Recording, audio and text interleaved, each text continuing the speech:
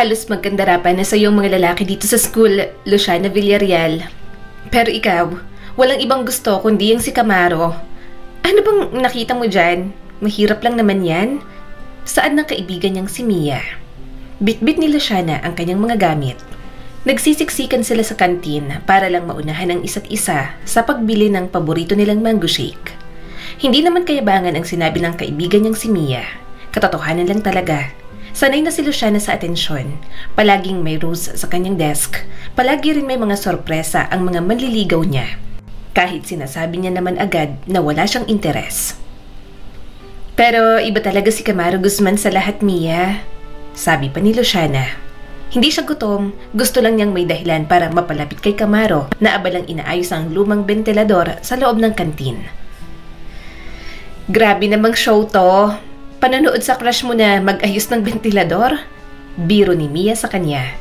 Tumawa naman si Luciana. Okay lang, gwapo naman yung gumagawa. Napailing si Mia at tumawa rin. Mahilig ka kay Camaro. Mukhang bibilisan niya yan para hindi ka lang matingnan. Kasi ang ganda-ganda mo, para ka namang stalker na palaging gusto siyang makita. Kapag hindi mo nakita, mainit ang ulo mo at hindi buong araw mo. Hindi niya itinanggi. Totoo naman kasi. Bahagyang napangiti si Luciana. Pinagmasdan niya ang galaw ng mga daliri ni Camaro. Sigurado, mahinahon at nakatuon sa ginagawa. Kunot ang noo nito sa pagkukonsentrate habang dahan-dahang dumadaloy sa sentido ang isang butil ng pawis. Para sa akin, siya lang ang pinakagwapo dito. Mahirap lang siya pero pasok naman siya sa standards ko. Masipag kaya alam kong hindi lang siya hanggang dyan. Sabi pa ni Luciana at nangalumbaba. Maya-maya'y lumapit na si Luciana. Kung ano-anong papuri ang sinasabi niya habang umiinom ng shake. Natutuwa talaga siya kapag nakikita niyang nag-aayos ito ng appliances.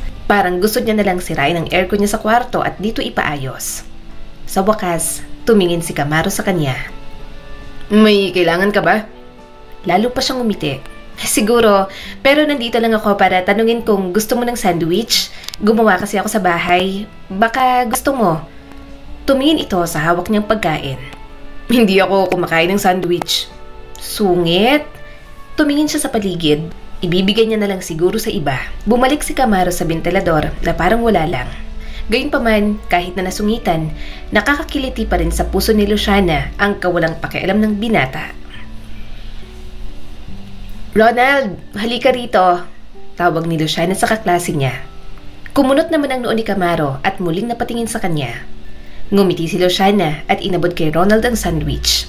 Sa'yo na lang, ayaw kasi ni Camaro ng sandwich. Hindi raw siya kumakain. Bigla namang namula si Ronald at inayos ang salamin. Talaga? Binibigay mo sa akin? Luciana, salamat. Bago pa makuha ni Ronald ang sandwich, biglang hinablot yun ni Camaro. Umawang ang bibig ni Luciana at napatingin dito. Tumaas ang mga kilay nito at itinabi ang sandwich. Bakit? Ibibigay mo sa iba inaalok mo sa akin kanina. Bahagya siyang natawa. Tinanggihan mo, 'di ba? Sinabi mong ayaw mo. Sinabi mo. Sa halip na sumagot, kinuha ni Camaro ang sandwich at walang hiya na kinagat iyon. Hindi niya napigilang mapangiti. Hindi na masyadong inisip si Ronald. Sa akin mo inalok, kaya wag mong ibibigay sa iba. Masungit pang sabi ni Camaro. Walang nagawa si Ronald kundi ang umalis na lamang. Alam mo, dagdag pa ni Luciana.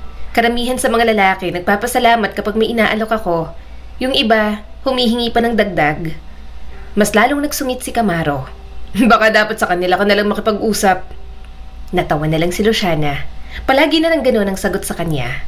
Si Luciana na ang pinakahinahangaan sa buong paaralan. Tapos, basta-basta lang siyang binaliwala nito. Minsan, nakakabaliw. Hindi niya alam kung gusto ba niyang sampalin si Camaro o halikan na lang ito para matapos na. Pero, siguro pareho.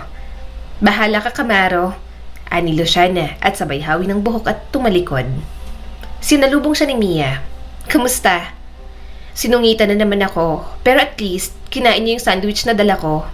Tinanggihan niya pero kinuha niya rin ang inalok ko sa iba. Mukhang nagselo si Camaro. Pakiramdam ko talaga, gusto niya rin ako. Dinideny niya lang. Nakangiting sabi ni Luciana. Tinawa na naman siya ni Mia. Delusional ka na naman. Kung interesado siya sa'yo, pinatulan ka na niya. Kaso minsan ka lang tapunan ng tingin. Matalim ang tingin na ibinigay ni Luciana. Hinalikan niya ako nung matapos ang intrams. Smack lang yun pero feel ko talaga na gusto niya ako. Okay lang sa akin na agresibo siya. Gusto ko naman siya. Ha? Namilog ang mga mata ni Mia. Hindi mo sinabi. Tahimik na ngumiti si Luciana. Gusto ko munang masigurong may kahulugan yon, kaya malakas ang loob ko na maghabol. Tumatanggi lang talaga. Sabi ng iba, hindi talaga nakikipagrelasyon kasi priority ang pag-aaral. Mahirap sila. But what if mayaman siya and walang masyadong iniisip? For sure, hindi niya pipigilan ang sarili na gustuhin ako. Hindi naman siya maghahabol ng ganoon kung alam niyang wala. Ramdam niyang meron. Mga tingin pa lang ni Camaro, batid niyang may lihim din itong pagtingin sa kanya. Umirap si Mia. Halik mula sa lalaking parang di ka kilala ngayon. Ewan ko sa'yo. Wish ko lang na huwag kang masaktan. Hindi na siya sumagot. Sumulyap siya pabalik. Si Camaro na abala na namang pinapaikot ang blades ng ventilador. Kahit ganoon kasimple lang ang binata, hulog na hulog pa rin ang kanyang puso. Kinahaponan, sa klase niya, nahuli ni Luciana ang sarili niya na gumuguhit ng mga spiral sa notebook imbes na makinig sa kanyang professor. Napaismid siya at binuksan ang bagong pahina. Doon niya nakita ang sunod-sunod na Camaro Guzman sa gilid, maliit at nakakainis na sulat kamay. Kahit sa hiniram kong libro, may pangalan niya. Sino may crush sa crush ko? Naiinis niyang tanong sa sarili. Pagkatapos ng klase, sinundan niya si Camaro sa may likurang gate. Dapat ay susunduin na siya ng driver pero pinaghintay niya muna. Ayaw niya pag umuwi. Kailangan mo ng tulong, Camaro? Tanong ni Luciana habang inaabot ng kahon na dala ng binata. Iniwas naman agad nito ang dala. Ayos lang ako. Ako na. Bakit mo ako ipagbubuhat? Mukha bang hindi ko kaya? Alam ko namang kaya mo. Gusto ko lang ng dahilan para lumapit sa'yo. Sambit ni Luciana habang sumasabay sa paglalakad nito. Alam mo naman kung bakit palagi ako umaaligid sa'yo. Kulang na lang, manligaw ako sa'yo, Camaro. Huminto si Camaro at inayos ang kahon na hawak. Bakit mo ba ginagawa to? Tumaas ang mga kilay niya. Ang alin? Tung pag-aligid mo sa akin, huwag mo akong sundan. Huwag ka palaging mag-alok ng pagkain. Saad sa kanya ni Camaro. Nagkibit balikat si Luciana. Hindi mo ako utusan. Gagawin ko kung anong gusto ko. Ginagawa ko ito kasi gusto kita at interesting ka. Napailing si Camaro. Walang espesyal sa akin para maging interesado ka. Mahirap lang ako. Nagtatrabaho para makakain. Wala akong maibubugas sa mga nagkakagusto sa'yo.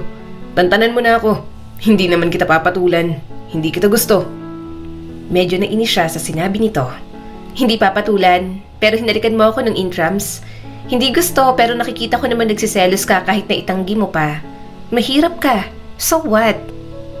Interesado pa rin ako, Camaro. Para sa akin may mga bagay na espesyal sa'yo na ako lang ang nakakakita. Kaya hindi mo naiintindihan kung bakit ako palaging nagpapapansin sa'yo. Napabuntong hininga ito, parang sumusuko na o naiinis. Nababagot ka lang. Naghahanap ng kakaiba. Gusto mo nang habulan. Natigilan si Luciana. Hindi yan totoo. Totoo tong ginagawa ko. Babae ako. Maraming nagkakagusto.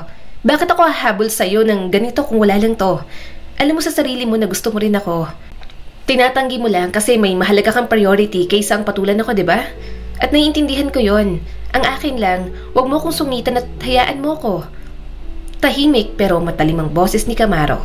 Wala naman akong may bibigay sa'yo. Napangiti naman agad si Luciana. Lambing at halik mo lang, okay na ako. Umungot ito at umiwas ng tingin. Mali yun.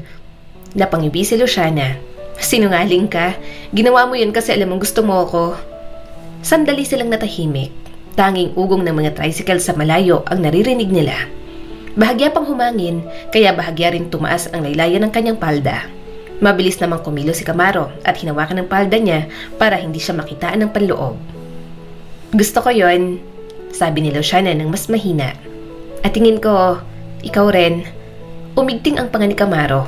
Hindi ganun kadali, Luciana. Napangiti siya lalo. Para sa akin, madali lang. Napailing ito at tiningnan siya ng mabuti. Hindi ako gaya ng mga lalaking kasing rangya ng buhay na meron ka. Tumawa si Luciana. Kailan ba ako nagkaroon ng pakialam sa ibang lalaki? Sa'yo lang naman ako may pakialam, Camaro. Kaya nga ako nandito. Please, ipanalo mo naman muna ang feelings mo sa akin kaysa ang insecurities mo sa mga taong umaaligid sa akin. May sumilay sa mukha nito. May isang bahagya ng pagbabago na halos hindi niya napansin. Pero wala itong sinabi. Umatras si Luciana. Anyway, wala akong balak tumigil. Magkunwari ka man na wala kang pakialam. Alam kong meron pa rin. Good luck na lang dahil hindi ako natitinag sa mga pagsusungit mo. Pinanood siya ni Camaro habang papalayo. Sumakay na siya sa sasakyan nang may ngiti sa mga labi. Manong, tara na po. Uwi na po tayo. Kinabukasan, naghintay si Luciana sa lumang upuan sa ilalim ng puno malapit sa annex building. Tinanong siya kung bakit siya nandoon na para bang hindi alam ng mga ito. Nandun lang naman siya para kay Camaro. Nang duman ito, matamis siyang napangiti. Hi! Hindi ito tumigil. May aayusin ka na naman mamaya? Tanong ni Luciana habang sumasabay sa paglalakad nito. Hindi ito sumagot. Napangiti si Luciana. Suplado talaga, nagtatanong lang, hindi naman kita susundan. Saka magpapagawa ako ng aircon. Punta ka na lang sa bahay namin ha. Sige, pupunta ako. Tumigil si Luciana sa paglalakad at hinayaan itong umuna na. Mas lalo siyang napangiti. Alam niyang paglaon, bibigay din sa kanya si Camaro. San ka pupunta anak? Tanong ng kanyang mommy. Ngumiti naman si Luciana. Sa bahay po ni Mia, Mami. Inimbitan niya po ako. May kaunting salo-salo sa kanila. Birthday niya po. Hindi na po ako magpapahatid sa driver. Malapit lang naman po at magbebisikleta na lang po ako. Tumangon naman ang kanyang ina at hinalikan ng pisngi niya. Ingat ka, Luciana. Umuwi ka bago magdilim, okay? Napangiti siya. Yes, Mommy. Sakay ng bisikleta, lumabas na siya ng asyenda nila. Medyo maaga pa, kaya hindi masakit sa balat. Habang nagbibisikleta, natanaw niya agad si Camaro at sa unahan nito ang isang malaking baboy. May hawak itong stick at poging-pogi pa rin. Hi! Bati ni Luciana kahit malayo pa siya. Tumigil naman si Camaro, parang inasahang titigil siya kahit nakita niya na nga ito. Saan ka pupunta? Mas lalo siyang napangiti. Kay Mia, birthday niya kaya inimbitan niya ako. Anong ginagawa mo? Tinanong ni Camaro ang baboy na palayo. Nagpababa ng baboy. Tumingin din siya sa baboy at umawang ang bibig. Nauna ng baboy mo, habulin mo na. Kayang umuwi mag-isa ng mga baboy ko. Sanay ng mga yon. Sabi pa ni Camaro. Umawang ang bibig niya at mas lalong namangha. Alam niyang mahilig sa hayop si Camaro. Ganoon din siya kaya nga pakiramdam niya ay compatible sila. Marami silang parehong bagay na kinahihiligan. Ang dami-daming alam na gawin ng binata kaya mas lalo siyang namamangha. Hoy, Luciana, 5 minuto ka nang nakatitig sa kanya. Sita ni Mia sa kanya habang nakadungaw sila kay Camaro sa gilid ng stage. Ang seryoso niya kasi. Bulong ni Luciana habang inaayos ang buhok niya. At ikaw, hindi na naman niya pinapansin. Sabay higop ni Mia sa sarili nitong gulaman. Sigurado ka pang gusto mong ubusin ang alindog mo kay Camaro? Pansinin mo na lang ang iba mong manliligaw kaysa sa lalaking yan na hindi ka malang tapunan ng tingin. Foundation day ng araw na yun sa school. Abala ang lahat pero si Camaro napatawag para ipaayos ang speaker. Kanina pa siya sa bleachers habang nanonood sa binata. Kaya naman hindi na siya makapagpigil pa. Tumayo si Luciana, pinagpagang maong at matamis na ngumiti. Gusto ko lang siyang kumustahin. Nanlaki ang mga mata ni Mia habang ngumunguya ng siomay. Yan na nga bang sinasabi ko? Hindi ka palaging nakakatiis na hindi lumapit at magpapansin kapag nasa paligid ang si Camaro. Malandi kang babae. Natawa na lang siya. Naglakad si Luciana patungo sa gilid ng stage. Maingat ang mga hakbang niya. Hindi alam kung gusto niyang gulatin si Camaro o bigyan ng babala sa kanyang pagdating. Hindi siya nalingon ni Camaro. Nakakunot ang noo nito at bahagyang nakabuka ang mga labi habang inaayos ang cable. Pumalakpak si Luciana kaya nagulat si Camaro. Anong ginagawa mo rito? Ngumiti naman siya. Pinapanood ka kung gaano ka kagaling magkumpune kahit anong hawakan mo napapagana mo pa rin. Napakurap si Camaro. Temporary fix lang yan. Sira na talagang amplifier. Hindi lahat napapagana ko. May ibang wala ng pag-asa kaya diretso junk shop na lang. Mga tipikal na pag-uusap lang yon pero parang langit na kay Luciana. May mga pagkakataon din naman kasi na hindi siya sinusungitan ni Camaro. Luciana? Tawag ng mami niya habang nakatambay siya sa veranda isang umaga. Natigilan siya sa binabasa. Bakit po, mami? Halika rito. Malumanay na sabi ng ina, sabay tapik sa bakanting pwesto sa tabi nito. May gusto akong pag-usapan. Kumakabog ang dibdib ni Luciana. Lumapit siya, naupo at inihanda ang sarili. May narinig ako kanina. Panimula ng kanyang ina, pero hindi naman galit. Nagkukwentuhan ng mga kasambahay. Sabi nila, hinahabol mo na naman daw si Camaro Guzman, yung anak ni Arnaldo. Napabuntong hininga si Luciana. Bakit naman po nila ako pinag-uusapan, Mommy? Hindi po dapat nila malaman yon. Tumaas ang kilay ng ina. Anak, hindi ka naman palihim na kumikilos. Maraming nakakapansin na gustong-gusto mo yung si Camaro. Napadaing si Luciana at isinandalang ulo sa ratan na sandalan. Gusto ko po kasi talaga siya, Mommy. Wala po akong iniisip na maging boyfriend kundi siya lang po. 20 na po ako. Siguro naman pwede na po akong magkaroon ng boyfriend. Ngumiti ang mami ni Luciana, banayad at puno ng pangunawa. Oo naman, hindi naman kami mahigpit ng daddy mo sa mga manliligaw mo. Nagtatanong lang ako. Totoo ba, Luciana? Gusto mo si Camaro Guzman? Ang dami mong manliligaw. Pero bakit sa taong hindi ka nagugustuhan ka humahabol? Nag-alinlangan si Luciana na sumagot. Gusto ko nun, Mommy. Nahihiya at in denial lang po. Inaalala niya po na mahirap siya tapos mayaman po tayo.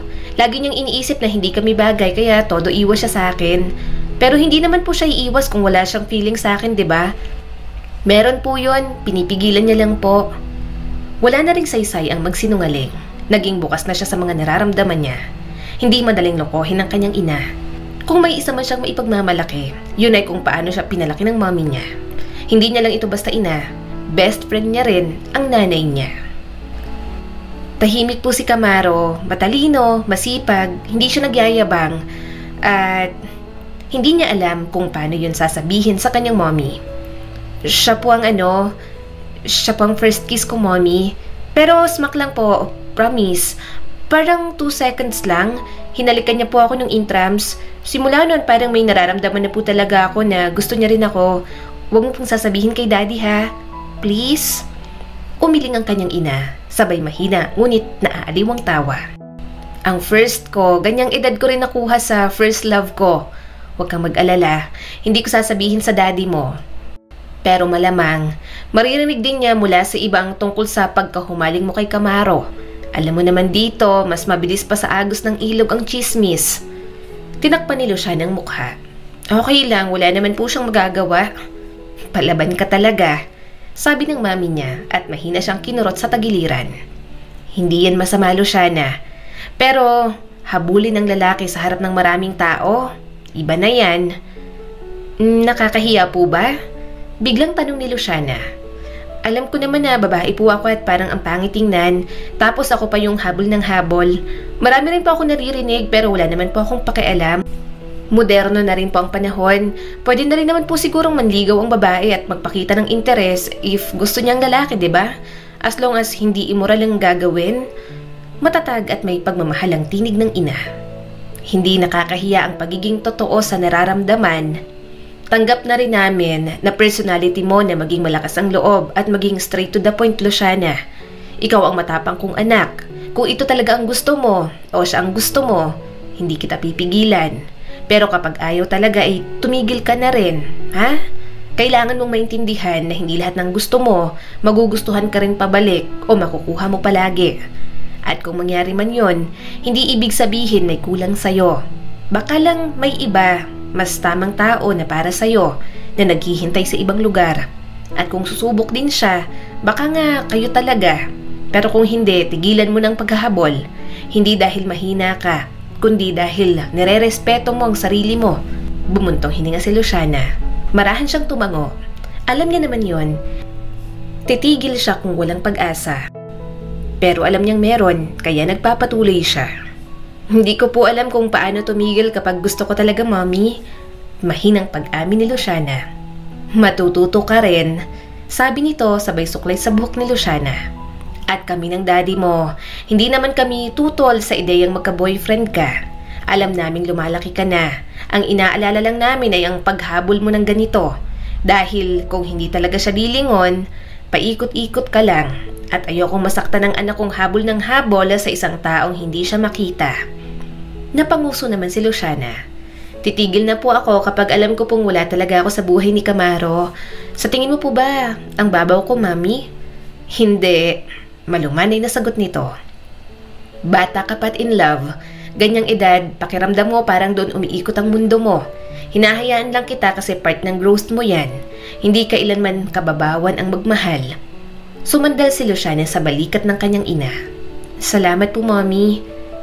Hinalikan siya nito sa tuktok ng ulo.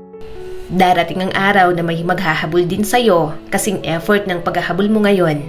Pwede rin naman na si Camaro yon. Walang makapagsasabi, anak. Napangiti si Luciana. Hindi niya pa alam kung anong mangyayari sa kanila ni Camaro. Pero sa ngayon, sapat na may isang taong nakikinig sa kanya at mismong sariling ina pa. Parang sira tong aircon ko sa kwarto, sabi niya sa kasambahay habang sumilip siya sa pintuan. Hindi na to malamig. Pwede mo bang sabihin kay Mami na tatawag na lang ako ng ibang mag-aayos nito? Natawang kasambahay at nagtaas ng kilay. Senyorita, kagabi lang ay sinilip ko. Ayos naman ang aircon. Iwi na gayway ni Luciana ang kamay. Hindi ko na nararamdaman. Tatawag na lang ako ha. Parang mainit na singaw lang ang pakiramdam ng kwarto ko. Kung walang sira yon, siya nang maghahanap ng dahilan para magkaroon ng sira. Sunod-sunod ang holiday at weekends pa. Walang pasok at miss niya na si Camaro na makita. Kaya naman, ipinatawag niya na si Camaro sa mga ito. Nang masilip niyang nakarating na ito, tumingin si Luciana sa salamin at ngumiti. Mas lalo siyang nananabik. Pagdating ni Camaro, 2 beses na siyang nagpalit ng damit. Napili ang puting malambot na blouse at shorts. Suot niya ang boots dahil yun naman palagi ang suot niya sa asyenda. Naglagay din siya ng kaunting makeup. Kaso, mukhang nangaakit. Kaya nagdress na lang siya at sandals para magmukhang demure. Sa sala, nandoon ang mami niya at nakatingin kay Camaro. Bahagya pa siyang nagtaka dahil hindi man lang bumati ang binata sa kanyang mommy. Alam niyang magalang sa mga tao si Camaro kaya ikinagulat niya iyon. Gayunpaman, hinayaan niya na lang. Salamat sa pagpunta. Bati ni Luciana nang makita niya ito sa sala at may dalang toolbox. Halika na sa kwarto, nandun ang aircon ko. Tumango si Camaro at tahimik na sumunod. Mabilis nitong tiningnan ang kwarto niyang pink na pink bago dumiretso sa aircon. Sumunod si Luciana at hindi na matanggal ang ngiti. Binuksan ni Camaro ang panel ng aircon at sinimulang suriin. Umupo si Luciana sa gilid ng kama at bahagyang umuusli ang mga binti. So, kumusta? Tanong ni Luciana at pilit na ginawang kalmado ang tono. Medyo matagal din kitang hindi nakita kasi walang pasok. Okay lang naman, sagot ni Camaro. Wala nang storbo sa akin. Medyo napanguso siya sa sagot nito. Sungit talaga. Humiga si Luciana sa kama at inunat ang mga braso. Alam mo ba, maraming lalaki magpapakamatay para lang mapalitan ang posisyon mo ngayon. Napatingin sa kanya si Camaro at napailing. Dahil tinawagan mo ako para ayusin to. Bumangon ka dyan. Nandito ako sa loob ng kwarto mo. Bumangon ka dyan. Nakikita ko ang mga hita mo. Umupo naman siya at inayos ang laylayan ng kanyang dress. Naghahabol siya rito pero hindi naman siya aabot sa punto na mga akit siya kay Camaro para patulan. Ayaw mo ba talaga sa akin? Tumalikod si Camaro at bumalik sa pag-aayos ng aircon. Hindi ako nag-girlfriend. Wala akong balak manligaw. Wala akong pera at wala akong panahon. Ikaw, marami kang panahon. May pera ka. Ibig sabihin, may oras kang magkaroon ng boyfriend. Pero wag muna. Bata ka pa. Lihim na napangiti si Luciana. Saan banda sa 20 years old ang pagiging bata? Nagsasalita na parang hindi siya gusto, pero halata naman sa kilos na ayaw siyang mapunta sa iba. Kaya ang hirap para sa kanya na ayawan si Camaro. Tinitigan ni Luciana ang likod ng binata. Lagi mo akong iniiwasan na parang may nakakahawang sakit ako. Ang bait ko sa'yo pero ang sungit-sungit mo naman. Dahil ang dami mong sinasabi, sabi pa ni Camaro. Tumawa si Luciana. Siguro madaldal nga ako, pero hindi mo naman ako pinatahimik kahit isang beses. Kapag tinaboy mo ako at nakipagdaldalan sa ibang lalaki, hihilahin mo ako pabalik at pagtsatsagaan ang kadaldalan ko. Kaya kahit ilang beses mo pang itanggi na hindi mo ako gusto, hindi ako naniniwala. Hindi na ito nakasagot pa. Pero ayos lang sa kanya. Sa mga ganoong interaksyon nila ng binata, nawiwindang na ang buo niyang sistema. Parang kahit magtitigan lang sila buong araw ni Camaro, Ayos lang kay Luciana. Isang hapon, inayos ni Luciana ang strap ng kanyang school bag at sumulyap sa kanyang likuran. Palubog na ang araw, naghihintay ng kanyang driver sa may gate. Pero hindi ang sasakyan ang tinitingnan niya, kundi si Camaro Guzman na naglalakad at may hawak na libro sa isang braso. "Camaro!" tawag ni Luciana at tumakbo para humabol. Saglit lang. Hindi ito tumigil sa paglalakad, kaya mas lalo siyang humabol. "Gusto mo ng libreng sakay pa uwi?" tanong ni Luciana habang hinihingal.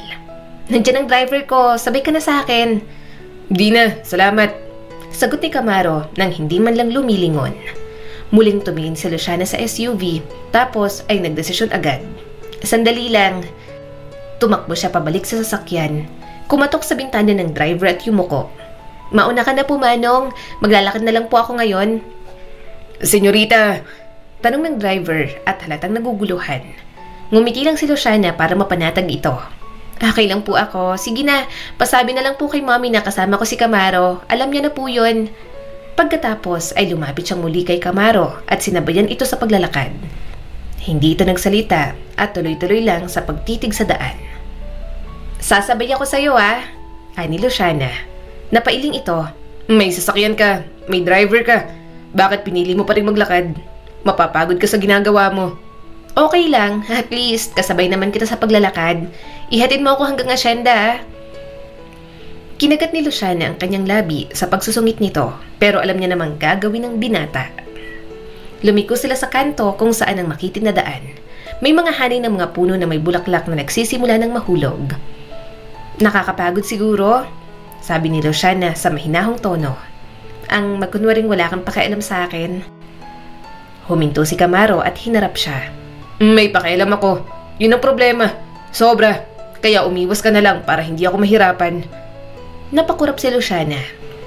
Bakit parang ayaw mong aminin? Bakit mo ko laging tinataboy?"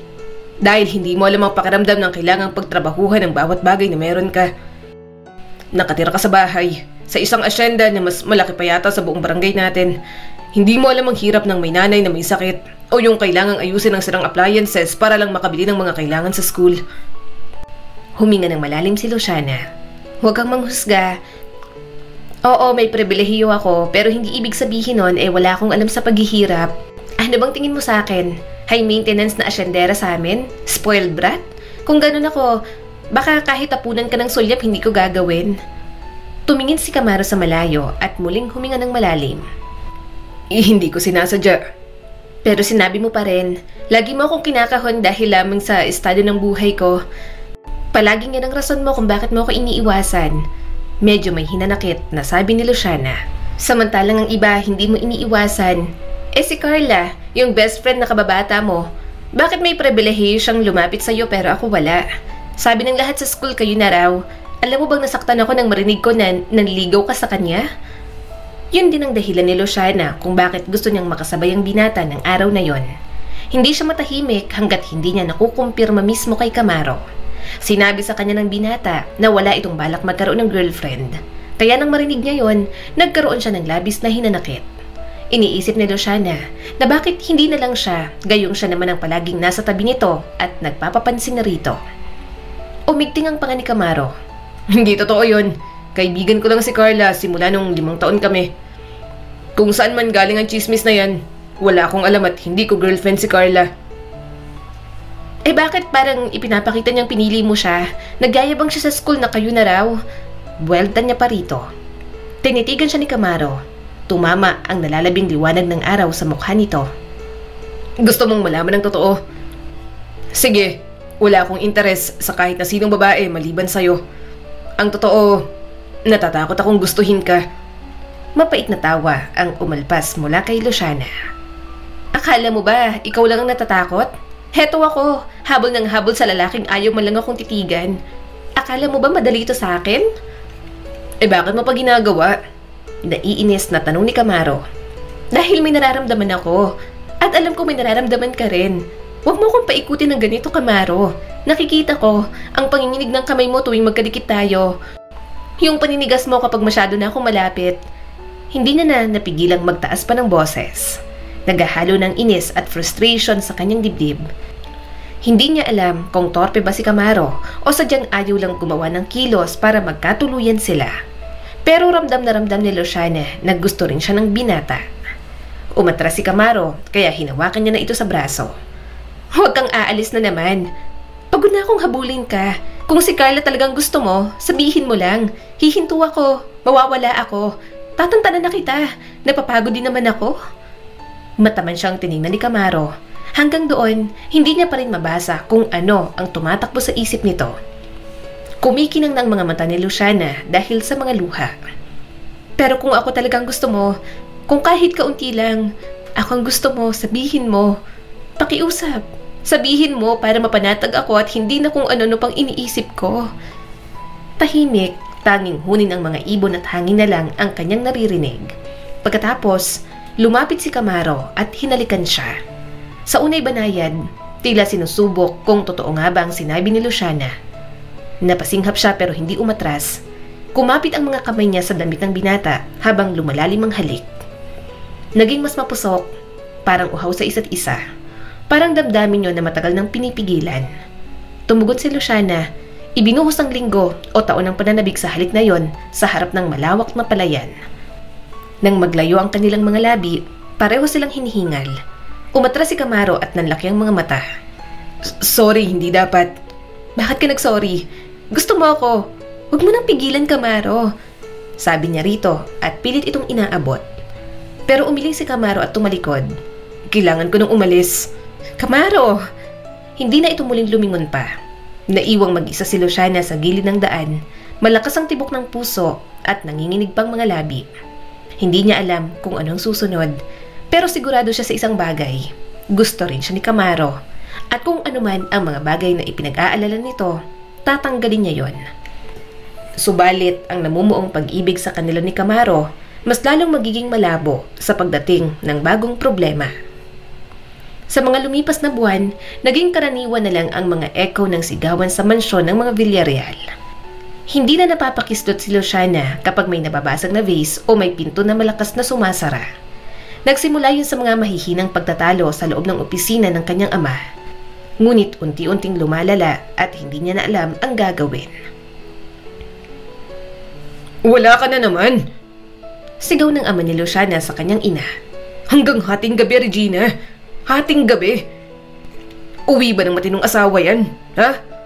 Huminto si Luciana sa gitna ng hagdan. Mahigpit na nakakapit ang mga kamay niya sa barandilya. Ilang linggo na niyang naririnig ang mga pirasong usapan. Ilang linggo na niyang naririnig ang mga pirasong usapan at alam niyang hindi yun simpleng pag-aaway lang ng mga magulang niya. Nagpaalam nga ako, hindi ba? Sagot ng kanyang ina. Mahinahon pero pagod ang tono. Nasa community center ako. May program kaming ginawa ron. Linggo-linggo? Palaging sa gabi? At kahit isang litrato o balita, wala man lang. Akala mo ba wala akong isip? Akala mo ba utu-utu ako, Regina? Malakas na sigaw ng daddy ni Luciana. Nagdahilan naman agad ang kanyang ina. Hindi, Arturo. Huwag mo akong pagbintangan na wala ka namang ebidensya. Nilunok ni Luciana ang kaba at umatras sa hagdanan. Mabilis ang tibok ng kanyang puso. Ang dating tahimik na tahanan nila, unti-unti nang nasisira. Mami? Mahina niyang tawag dito isang gabi. Hindi lumingon si Regina. Anak, ano po ba talagang nangyayari? Bakit palagi po kayo nag-aaway ni Daddy? Bakit palagi po kayo nagtatalo? Bakit palagi po kayong pinaghihinalaan ni Daddy? Sunod-sunod na tanong ni Luciana. Sa wakas, tumingin si Regina sa kanya. Pero malamig ang ekspresyon nito. May mga panahong dumadating sa ganitong point ang pagsasama namin ng Daddy mo. Lumuhod si Luciana sa tabi nito at marahang hinawakan ang braso ng ina. Akala nila may ibang lalaki ka. Totoo po ba? May ibang lalaki ka po ba talaga? Maingat na inalis na Regina ang kamay niya rito. Matulog ka na, Luciana. Hindi mo na kailangang isipin yan. Magiging okay rin kami ng Daddy mo. Pero iniisip ko po, Mommy. Part po ako ng family na to kaya nag-aalala po ako sa pag-aaway niyong dalawa ni Daddy. Nanginginig ang boses na sabi ni Luciana. Naririnig ko po lahat. Lagi kang wala. Mami, sa charity work ka lang po ba talaga pumupunta? Tumayo si Regina at malungkot na napangiti.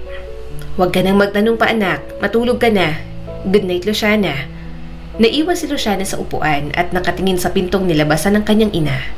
Wala itong sinabi, wala itong sinagot sa mga tanong niya. At mas lalo lang siyang naguguluhan sa lahat ng nangyayari. Lumipas ang mga araw, lalong tumindi ang lamig sa loob ng mansyon. Parang bawat dingding ay puno ng tensyon. Naging bugnutin ng ama niya, sinisigawan ang mga kasambahay, masungit sa bawat tawag na natatanggap mula sa mami niya. Pati si Luciana, napapagalitan sa maliliit na bagay. At ang kanyang ina, parang multo, laging umaalis ng palihim. Palusot lang ang mga meetings o pagbisita sa matatanda sa barangay. Laging maayos ang bihis, simple pero elegante. Palagi ring mabango at hindi aalis ng bahay na hindi maayos ang pananamit. Lumaki ang kaba sa dibdib ni Luciana. May nararamdaman na talaga siyang mali. Hanggang sa isang gabi, hindi niya nakinaya. Desidido siyang alamin kung ano ang totoo. Bandang 9:00 ng gabi, narinig niyang bumukas ang gate. Sinabi ng kanyang ina sa kasambahay na bibisita raw ito sa isang may sakit sa barangay. Wala itong kasama at ginamit lang ang maliit nilang kotse. Mabilis na nagpalit si Luciana ng hoodie at flats. Kinuha ang susi ng sasakyan at palihim na sinundan ng kanyang ina. Halos lumundag ang kanyang puso sa sobrang kaba. Marunong naman siyang mag-drive kahit paano. Lumampas sa town center ang sasakyan ng kanyang ina. Sa halip, lumiko ito sa makitid at maalikabok na daan, papunta sa mas mahirap na bahagi ng San Isidro. Pinatay ni Luciana ang headlights at binagala ng takbo. Tumigil ang kanyang ina sa tapat ng isang maliit at payak na bahay na pamilyar sa kanya. Bakit dito siya pumunta sa bahay ni Camaro? Mahina niyang tanong sa sarili. Nanatili si Luciana sa likod ng isang puno, halos hindi humihinga. Pinanood niyang ina na lumapit sa maliit na gate. Bumukas yon at doon lumabas ang ama ni Camaro na si Arnaldo. Lumapit si Regina at niyakap si Arnaldo. Hindi formal, hindi magkaibigan lang. Umawang ang bibig ni Luciana. Siya ang kabit ng mami ko? Napaluha si Luciana. Mabilis niyang pinaandar ang kotse. Sapat na ang nakita niya. Nakumpirma niya na ang dapat niyang malaman. Hindi siya nakatulog ng gabing yon. Nakatingin lang siya sa kisame habang umiiyak. Hindi siya matahimik. Paulit-ulit sa isip niya ang nakita. Gano'n nakatagal? Paano nila nagawa to? Mahina niyang bulong sa sarili. Parang sampalang sakit ng pagtataksil. Hindi lang sa kanyang ama, kundi pati sa kanya. Sa lahat ng pinaniniwalaan niyang mayroong pag-ibig ng kanilang pamilya. Pumikit siya at inisip si Camaro. Alam ba niya? Ito bang dahilan kung bakit palagi niya akong tinataboy? Ibinaon ni Luciana ng mukha sa unan. Unti-unting umaakit ang galit sa kanyang kaibuturan. Parang unti-unti nang gumuho ang mundong ginagalawan niya. Ang mundong akala niya'y puno ng pagmamahal at katapatan. At hindi niya alam kung ano pang matitira kapag tuluyan na yung bumagsak. Hanggang isang araw, sumabog ang mansyon ng mga Villarreal na parang bulkan na matagal nang nagtimpi. Ang katahimikan, ang karangyaan, ang maganda nilang imahe bilang pamilya, lahat ng iyon ay gumuho sa isang gabi. Nagising si Luciana sa tunog ng mga nabasag na salamin. Kasunod nun ang sigawan. Mabilis siyang bumaba ng hagdan. Suot pa ang manipis na pantulog. Kumakabog ang kanyang dibdib. Nasa sala ang daddy ni Luciana. Pulang-pulang mukha sa galit. Nanginginig ang kamay mula sa pagkakabato ng isang mamahaling vase sa sahig. Gano'n nakatagal? Sigaw ni Arturo. Gano'n katagal, Regina? Nakatayo ang kanyang ina sa tapat nito na namumula ngunit matatag pa rin. Wala yung ibig sabihin. Huwag mo akong gawing uto-uto. Sigaw ni Arturo. Huwag mong gawing walang halagang lahat pagkatapos mo akong ipahiya. Akala mo ba hindi kakalat ang balita sa bayan? Alam na ng lahat. Napahinto si Luciana sa gitna ng hagdan at natigilan. Sa gilid, nakita niyang mga kasambahay na nanonood sa mga nangyayari. Napalunok si Regina. Arturo, please. Sa kanya? Sa lalaking yun? Anong ibinigay sa'yo ni Arnaldo na hindi ko naibigay? Malakas na sigaw ni Arturo. Nariyan siya nung panahong wala ka. Balik na sigaw ni Regina. Mas masakit pa sa sigawan ang katahimikang sumunod. Tumakbo si Luciana paakyat at isinara ng malakas ang pintuan ng kanyang kwarto. Hindi na niya napigilan ang kanyang mga luha. Totoo ang lahat ng nakita niya, totoo. Ipinatong niya ang kanyang mukha sa mga palad at doon mabilis na humagulgol. Kung mawala ng iskandalo, wala nang saysay ang pagpapanggap, wala nang saysay ang pagtatago. Alam na ng buong bayan, kapag pumapasok siya sa school, marami siyang naririnig na bulong-bulungan. Ang kabit, ang pagtataksil at ang mga ginagawa ng kanyang ina. Wala siyang kinausap sa mga magulang niya. Hindi siya kumain. Hindi sinagot ang mga tawag mula sa kaibigang nais lang mangalap ng chismis. Ngunit may isa siyang hindi kayang takasan. Isang taong may kinalaman din sa lahat. Luciana, Mahinang tawag ni Camaro sa kanya. Pakiusap. Kailangan kitang makausap. Bakas ang pagod sa mga mata ni Camaro. Magulo ang buhok at namumugto ang mga mata. Hawak nito ang sombrero na paulit-ulit nitong pinipisil. Bakit hindi mo sinabi sa akin? Bulong ni Luciana habang nanginginig ang boses. Alam mo, diba? Alam kong may ideya ka. Napalunok si Camaro. Oo, alam ko. Doon na tuluyang nabasag ang puso ni Luciana. Bakit hindi mo sinabi? Hinayaan mo akong habulin ka habang ang mga magulang natin. Hindi ko gustong saktan ka, Luciana. Sabi ni Camaro at halos magmakaawa na sa kanya. Mahal mo ang mami mo. Kahit galit ako sa ginagawa nila ni tatay. May sakit ang nanay ko at nakuha pang manloko ng tatay ko. Galit na galit ako. Nagagalit ako na sa lahat ng tao. Sa mami mo pa. Akala ko titigil din sila. Kinausap ko ang tatay ko. Sinabihan ko siyang tapusin na. Kaya sinisikap kong hindi ka magustuhan dahil alam kong magiging gulo kapag nabunyag ng lahat ng sekreto. Galit na galit ako pero may nararamdaman ako para sa iyo, Luciana.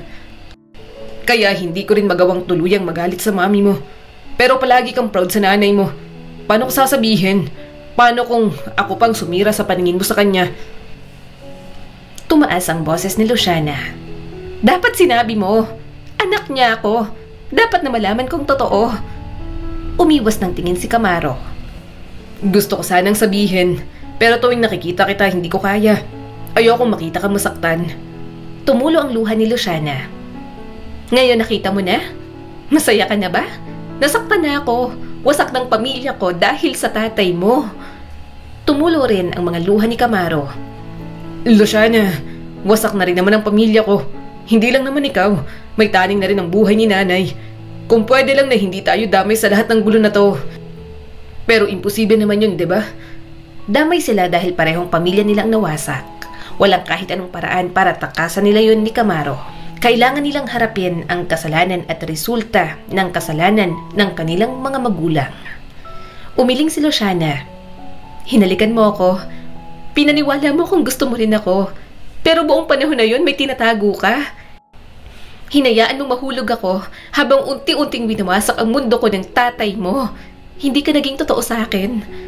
Luciana, pabulong na sabi ni Camaro habang nababasag ang boses. Totoong nahulog ako sa'yo. Totoo ang halik na yon.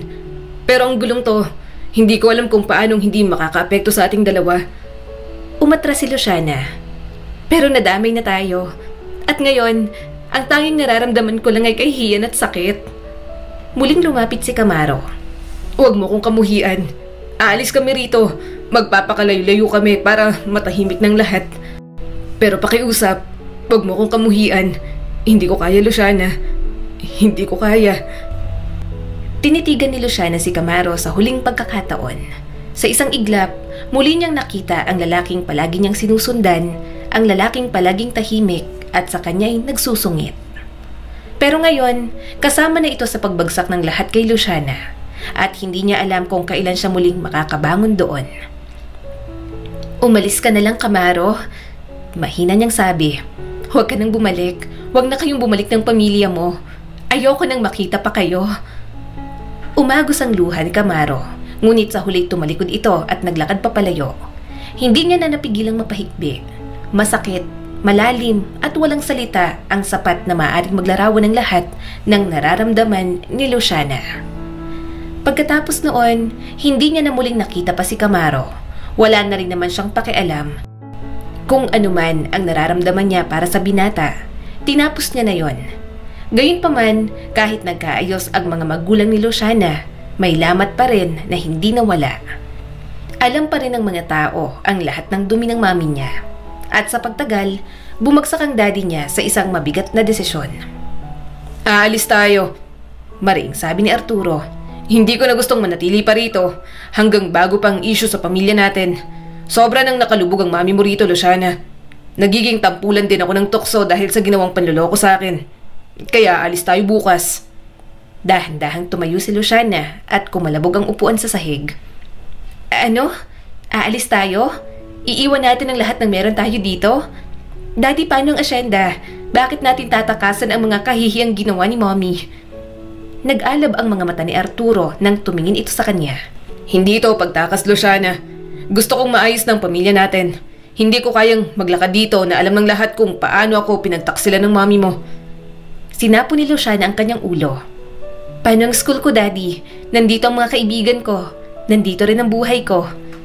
Pwede kang mag-aral kahit saan. Suhestyon pa ni Arturo. Sa Maynila tayo pupunta. Ipapasok kita sa pribadong paaralan doon.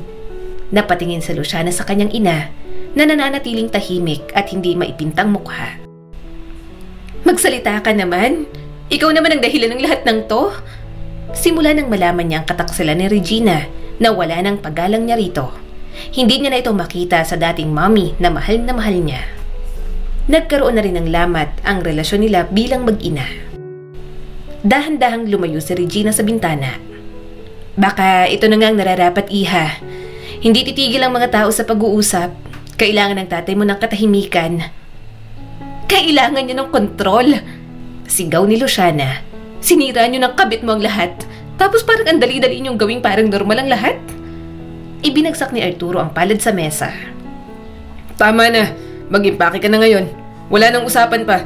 Huwag na nating ibalik ang mga nangyari na. Ang mahalaga, buuin natin tong pamilyang to at kalimutan ang lahat. Naninikip ang lalamunan ni Luciana habang pinipigilan ng mga luha. Tumakbo siya paakyat sa hagdan. Bawat hakbang, tila may bigat ng isang mundo na bumagsak sa kanya. Hindi niya maintindihan ang pagmamahal ng kanyang daddy. Hindi niya alam kung bakit sa kabila ng ginawa ni Regina, nakuha pa rin itong tanggapin. At kahit ilang beses pa nilang subukan na ayusin ang pagsasama nila bilang isang pamilya, alam ni Luciana na mahihirapan na sila. Sobrang iba ang syudad sa asyenda na nakalakihan niya. Maraming pagbabago ang kailangang gawin. Gayunpaman, unti-unti na rin namang nakakapag-adjust si Luciana. Sa halip na isipin pa si Camaro, inabalan na lang niya ang sarili sa pag-aaral. Gayunpaman, marami rin ang nagbago sa kanilang pamilya. Nawala na ang dating init ng pagmamahal niya para sa inang si Regina. Sa tuwing mag-aaway ang kanyang mga magulang, kahit simple lang ang dahilan, palaging naibabalik ang mga nangyari noon. Kaya wala ng katapusan at paulit-ulit na lang na ibabalik ang kataksilan ni Regina. Hindi nakikipag-usap si Luciana sa mami niya gaya ng dati. Magsasalita lamang siya kapag kailangan. Kahit na bumabawi ang nanay niya sa kanya, mabigat pa rin sa puso ni Luciana na magpatawad. Samantala, ang kanyang ama, patuloy na nagiging mahina, pisikal man at emosyonal. Kahit na anong gawin niya pang pagpapalakas ng loob dito, talagang naiwan na ang mga sugat sa nakaraan hanggang ngayon. Daddy, naglalasing ka na naman po. Tama na. Nagpunta ka na naman po ba sa kasino? Pinunasan niya ng basang bimpo ang noo ng kanyang daddy. Daddy, lagi na lang po bang ganito? Akala ko po gusto niyong ayusin ang pamilya natin. Tumulo ang mga luha ng lasing ng ama. Hindi ako mahal ng mami mo. Hindi niya ako minahal, anak. Galit ako sa kanya pero hindi ko rin kayang iwan niya ako. Napabuntong hininga si Luciana. Alam niyang first love na Regina ang tatay ni Camaro. Nag-alab ang galit sa kanya nang malaman iyon. Naging makasarili ang kanyang ina at hindi man lang sila naisip na dalawa. Pagkatapos ng college graduation ni Luciana, akala niya'y magiging okay na ang lahat. Pero panibagong problema na naman ang darating sa kanilang mga buhay. Nagkaroon ng cancer si Arturo. Sinubukan nilang ipagamot pero mas lalo na lamang lumala. Kaya naman nagdesisyon sila na bumalik na sa asyenda. Gustong gugulin ni Arturo ang natitirang panahon sa kanilang asyenda. Kaya naman, sa halip na unahin ang career, sinamahan na muna ni Luciana ang kanyang ama. "Daddy," mahinahon niyang tawag habang lumalapit. Lumingon sa kanya si Arturo, ang dating matikas na katawan, ngayon halos lumulubog na sa malalaking unan. Malalim ng mga pisngi at maputla na rin ang kulay ng mga balat. "Luciana," garalgalang tinig, ngunit may lambing pa rin. "Maaga kang nagising, anak. Nasaan ang mami mo?" Napabuntong hininga ito. "Nasa baba po, hinahanda ang pagkain mo at ang mga gamot. Hindi po ako nakatulog kagabi." "Ganoon din ako. Ang kirot ng katawan ko." Pilit itong umiti kahit nanginginig na ang isang sulok ng labi. Umupo si Luciana sa tabi nito at inilapag ang tasa sa lamisita. "Papa, kaya natin to ha? Lalaban ka sa sakit mo." "Galit ka pa rin sa mami mo?" Biglang tanong nito. "Sinira niya po ang lahat, Daddy." Pumiyok ang boses ni Luciana. "Sinira niya po ang pamilya natin. Daddy, alam mo naman po na mami's girl ako, hindi ba? Kaya po nang ginawa niya yon, sobrang disappointed at galit po talaga ako sa kanya. Pinipilit ko po siyang patawarin, pero hindi ko na rin po talaga kayang ibalik ang dati naming samahan ni Mommy." Napabuntong hininga si Arturo at tumingin sa bintana. "Naalala mo ba nung magkasama tayong namamasyal sa taniman nung madaling araw, anak? Nauna ka pa sa akin kasi mas kabisado mo ang buong asyenda kaysa sa akin." Mahina siyang tumawa. "Dito pa ako lumaki. Bawat gawain po dito alam ko na. Kahit magpastol pa ng baka, alam ko na pong gawin." Malungkot na napangiti ang kanyang ama. "Gusto ko na nandito kayo ng mami mo. Gusto ko na dito ka tumira kasama ang magiging asawa mo at mga apo namin ni Regina." May kirot na dumaan sa kanyang puso. Yun din ang kanyang gusto, pero wala pa sa isip niya yon at hindi niya rin alam na kung sa panahon na yon, kasundo niya na ba si Regina. "Dapat iniwan mo na lang po si Mommy, Daddy," pabulong niyang sabi. "Nung nalaman mong totoo, dapat iniwan mo na lang po siya." Kumislot ang mga daliri ng kanyang ama. Hindi ganun kadali. Mahal ko ang mami mo." Bahagyang nadismaya si Luciana. "Matagal kanyang niloko, Daddy. Kung ako po, hindi ko na po siya tatanggapin." Mataman siyang tiningnan ni Arturo. "Nanatili ako kasi mahal ko siya. Kahit alam ko na kahit pinapahiya ako, tatanggapin ko pa rin dahil siya lang ang babaeng pinakasalan ko." Nanikip ang dibdib ni Luciana. Hindi niya pa naranasang mapagtaksilan. Mapagsinungalingan, oo, pero ang pagtaksilan at lokohin ay hindi pa. Paano kung siya ang nasa posisyon ng kanyang ama? Matatanggap niya pa rin kaya ang taong minamahal? Katulad din kaya siya ni Arturo? Bigla niyang naalala si Camaro. Si Camaro na nagmakaawa sa kanya na huwag niyang kamuhian. Kung sakaling bumalik ito, kung sakaling may pag-asa pa para sa kanila, kaya niya kayang tanggapin pa rin ang binata? "Hindi kanya minahal," dagdag pa ni Luciana. "Minahal niya ako, anak. Sa paraan na alam niya." Mahinang sabi ni Arturo. Hindi man gaya ng gusto ko, pero nanatili pa rin siya." Naggangalit ang panga ni Luciana. "Hindi po siya umiyak nang sinabi ng doktor ang lagay mo. Ako lang." "Alam niya na noon pa." Mahina ang tinig ng kanyang ama. "Bago mo pa malaman, siya ang nagpilit sa akin na magpatingin." Napakunot ang noo ni Luciana. "Ano po? Ibig mo pong sabihin, nag-aalala siya?" Tumango naman ito. "Sa paraan niya, anak. Maaring hindi mo yun maintindihan at ayos lang yun." Natahimik silang dalawa. Sa labas, maririnig ang may hinang huni ng ibon. Napabuntong hininga na lang si Luciana sa mga pinag-uusapan nila. "Dapat mas maaga ko nang sinabi sa'yo." Wika ni Arturo sa kanya. "May kailangan kang malaman tungkol sa negosyo." Napaupo si Luciana ng tuwid. "Ano pong ibig mong sabihin?" Napabuntong hininga ito. "Nalulugi na tayo. Matagal na. Luma ng mga kagamitan natin dito sa asyenda bago pa tayo umalis noon at pumunta sa syudad. Umalis na ang mga tauhan. Mababa na rin ang ani. Napilitan akong mangutang gamit ang lupa. Malapit ng kunin ng bangko. Ang tanging mga natira na lang dito, mga hayop na inaalagaan." Marahang tumango si Luciana. Napansin niya na yon, pero hindi rin siya makapag-focus na makatulong at i-manage ng maayos ang asyenda. Masyado siyang nag-aalala sa ama na may sakit. Pero nakapagpa-party pa po kayo para sa birthday ko, mahinang usal ni Luciana. Ayokong palagpasin ang birthday ng unika iha ko.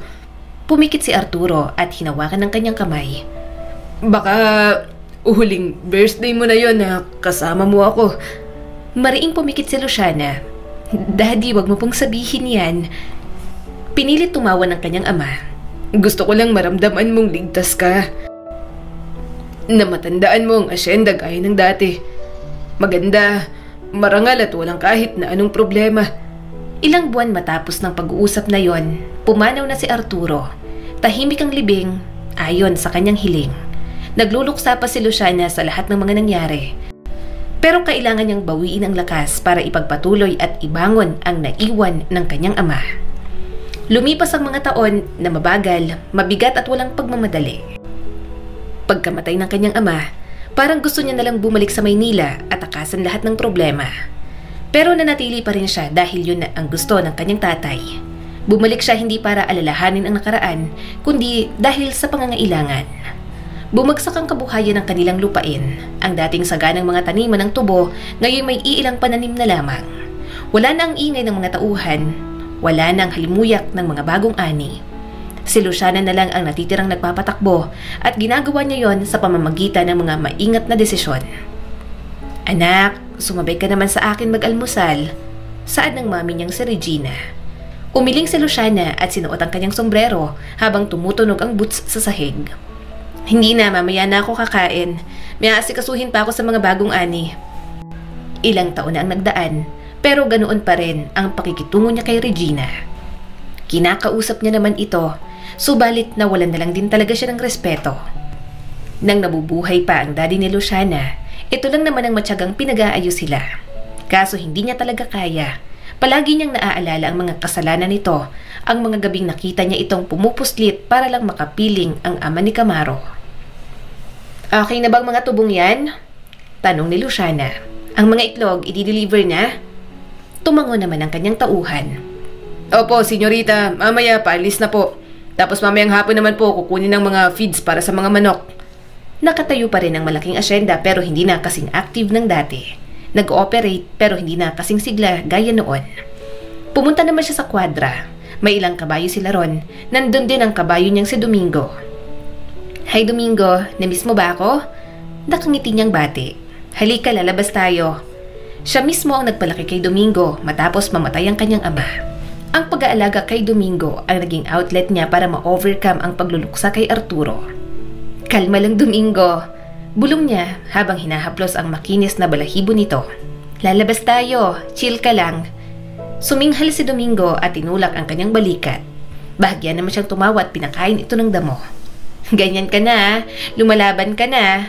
Hoy Domingo, nanay mo ako, hindi mo ako pwedeng itulak-tulak na lang. Bagamat lubog na sa utang ang asyenda, pilit pa rin yung pinapanatiling nakatayo ni Luciana. Ipinagbili niya na ang ilang bahagi ng lupa, mga lupang minsang sinabi ng ama niya na kailan may hindi ibebenta para lamang mabayaran ang mga utang nila.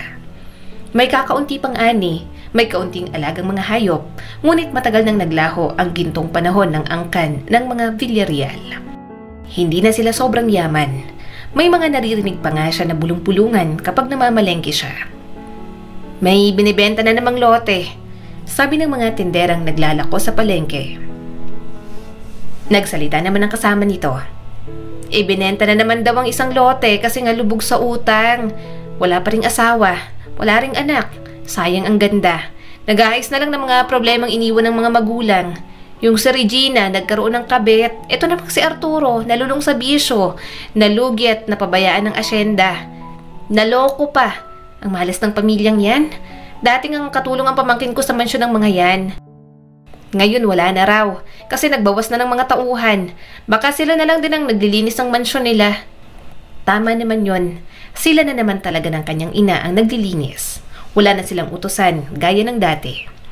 Mabilis niya na lang tinapos ang pamimili. Nang matapos, sinakay niya na sa pick-up at umalis na roon. Ayaw niya talaga ng pinag-uusapan, pero sa dami ng nangyari, sa mga taon na rin na lumipas, nasanay na rin talaga si Luciana.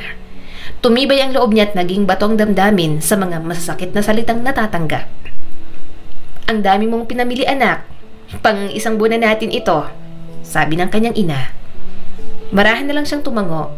Oo, para isang labas na lang.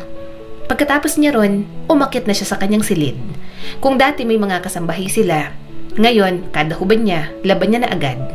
Hindi niya na pinapatagal pa dahil wala namang ibang maglalaba para sa kanya. Malaki ang mansyon at kahit hindi tanungin, alam niyang napapagod si Regina sa paglilinis. May kita sila sa mga natira sa kanila. May kita pa rin naman ang asyenda pero kaunti lang din ang napupunta sa kanila. Dahil ang kita, napupunta rin sa pagbabayad ng mga utang. Kaunting tiis lang naman, kapag natapos, bahagyan na ulit magiging maayos ang mga buhay nila. Subalit ang buhay ni Luciana na tila nawala na ng kulay, muling magkakaroon sa pagbabalik ng isang tao sa buhay niya. Isang hapon, habang nire-review ang mga dokumento kasama si Mang Manuel na katiwala niya sa asyenda, natigilan siya sa isang pamilyar na pangalan doon.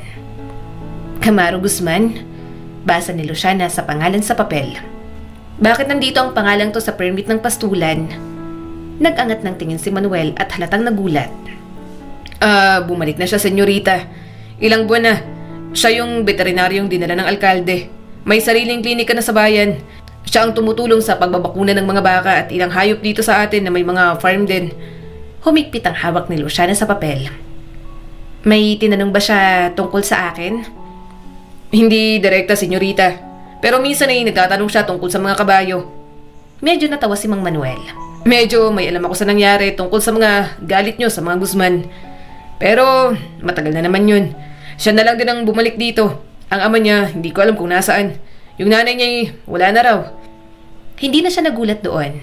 May taning na ang buhay ng nanay ni Camaro. Nalulungkot siya para rito pero parang gugulo ulit ang lahat. Bukod naman kasi sa iskandalo ng mga magulang nila, alam din halos ng lahat ang paghahabol na ginawa niya noon kay Camaro. Mahina siyang nagmura. Bakit ko ba ginawa yun? Nang matapos ang trabaho, wala siyang ibang maisip kundi si Camaro. Sinabi niyang huwag na itong bumalik, pero nagtayo pa pala ng klinik. Vet na pala siya?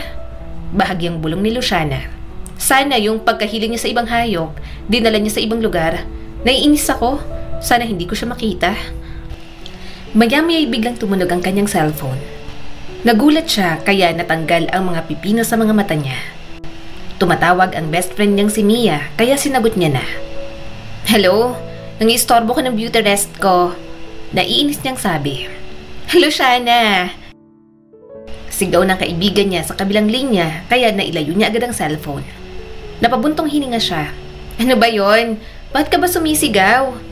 Girl, yung first love mong patay na patay ka't hinahabol mo since high school, nandito sa bayan. Bulalas pa ni Mia. Mas lalong kumunot ang noon ni Luciana.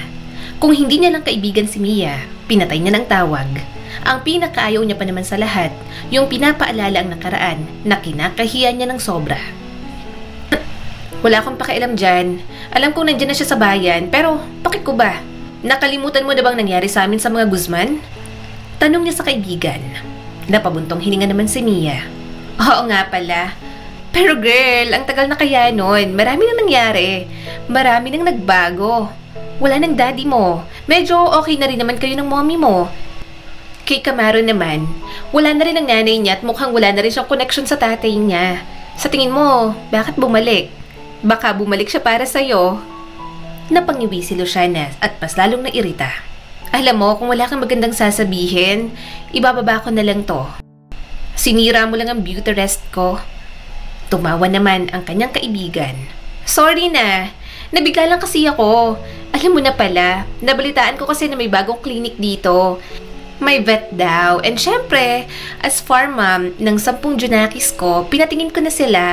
And nagulat ako. As in, lumaglag ang panga ko. Hindi ako makapaniwala na si Camaro yon. Ang gwapo ni Doc. Parang bagay sa friend kong inagyo na sa asyenda nila at matagal ng single. Napairap si Luciana. Hindi naman siya nagmamadali. Wala siyang pakialam kahit hindi na siya mag-asawa. Gusto niya lang talagang itayo muli ang asyenda na naiwan ng kanyang ama. Bukod doon, hindi niya na naiisip na makatuluyan si Camaro. Ni hindi na nga sumagi sa kanyang isipan na magkikita pa silang muli. Nababalik pa ito sa kanila.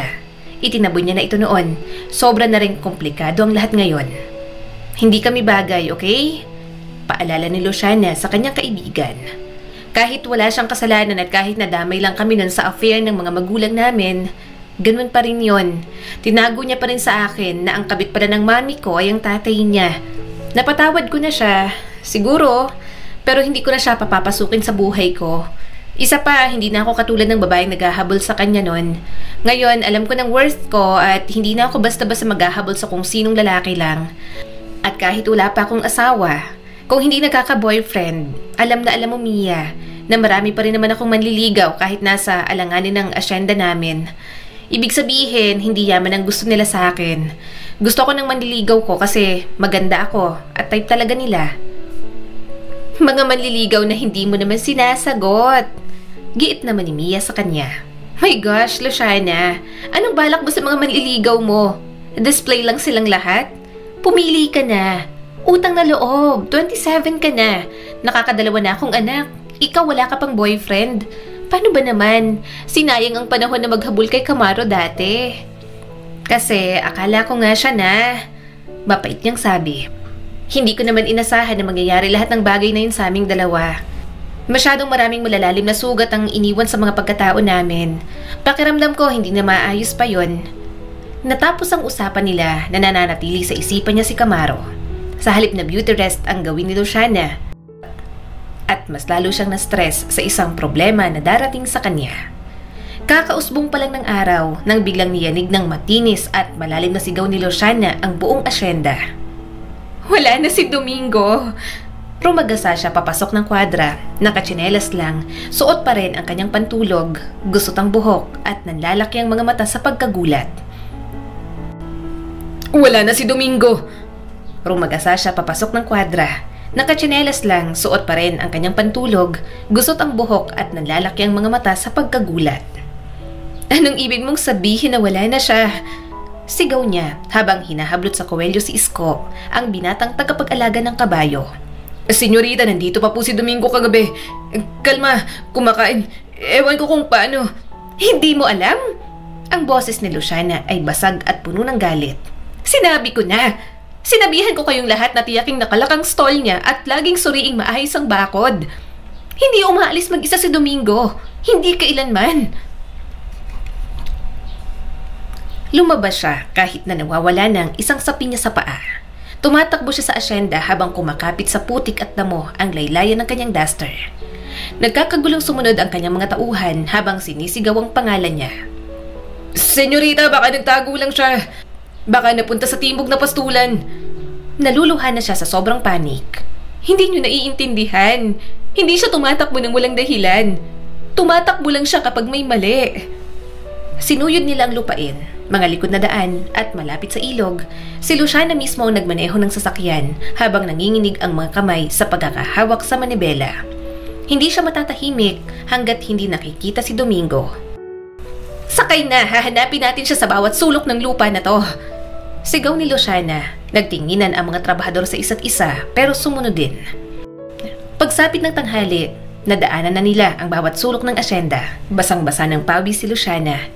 Tuyong-tuyong labi at halos paus na sa kasisigaw. Pauwi na siya. Sinalubong siya ng kanyang ina sa veranda. Luciana, anak, magpahinga ka muna. Pwede tayong mag-report sa pulis. Report sa pulis? Ano magagawa nila? Sa tingin mo ba may pakialam sila sa isang kabayo? Hindi lang siya kabayo, mommy. Singhal ni Luciana. Bumagsak si Luciana sa isang kahoy na upuan at tinakpan ng mga palad ang mukha.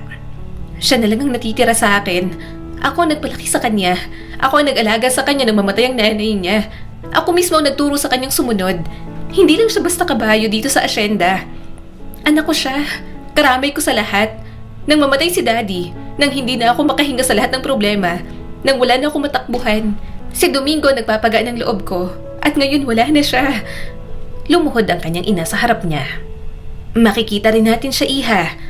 Mas humagulgol si Luciana. Paano kung may mga kumuha sa kanyang iba? O sinaktan para ibenta? Mami, paano kung ginawa siyang tapa? Alam mo bang ang daming kabayo at mga baka na nawawala tapos kinakatay na lang? Hindi ko kayang isipin na gagawing tapa si Domingo. Yumakap ang kanyang ina ng mahigpit.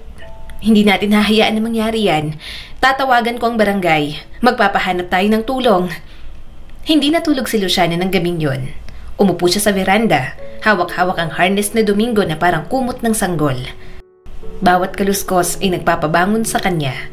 Bawat ihip ng hangin ay pag-asa na agad ding naglalaho.